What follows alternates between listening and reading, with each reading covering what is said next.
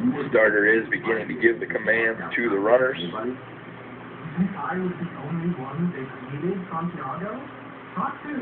Runners in their blocks, with the exception of Huntington out in lane 8, in stand-up position. And the second leg runners await the start, and there it is. The final gun has sounded, and now it's time to see how this 4x400 meter relay shakes out.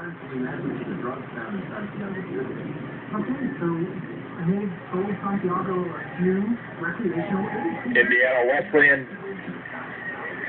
running out in front, it appears, in lane 4, although Taylor off to a good start as well. Indiana Wesleyan already made up the stagger on Grace. Taylor out in lane 7, looking to defend the Trojans title.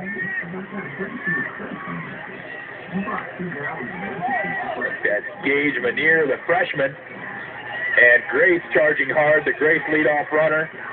And the baton will make it first to Grace's second runner, followed by Indiana Wesleyan and Taylor, and actually Spring Arbor before them. Rough exchange there, I believe, by the Trojans. So their second leg set back a little bit. They'll get ready to make the break, and it's going to be Indiana Wesleyan taking the lead with 250 meters to go, followed by Grace and Spring Arbor. And I believe Marion in fourth place, followed by Taylor. Race in the infield as well as the Spring Arbor team runs back and forth cheering on their teammate. It really is fun to watch. You see the tunnel formed by the Taylor student athletes down there. Spring Arbor really into it. Bethel's been into it. They're going back and forth. Indiana Wesleyan is going to make the exchange, second exchange in first place. Grace is in second. Spring Arbor third. A drop baton by Marion.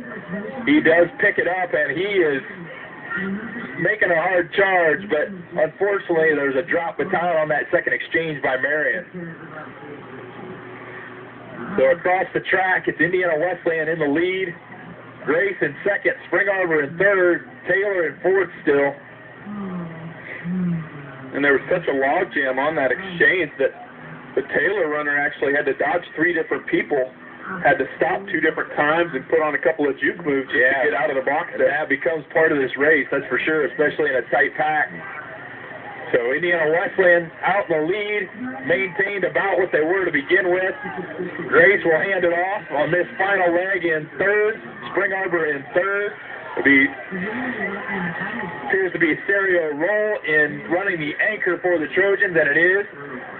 And I wouldn't be surprised if Serio gives this Spring Arbor guy a run for his money, although Spring Arbor maybe is, they're going to give the run for the money themselves up there at the front of the pack.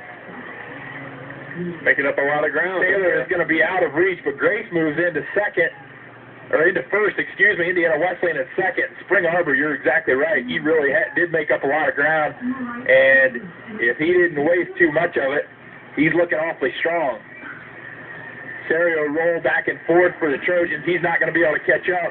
The Grace competitor looking very good. It's going to be Grace with the lead. They're going to win it. In second place is Spring Arbor and Indiana Wesleyan in third. And his name's escaping me right now, but I believe that's one of our favorite runners of the championship from Spring Arbor, the 200-meter winner that just ran that anchor leg for Spring Arbor.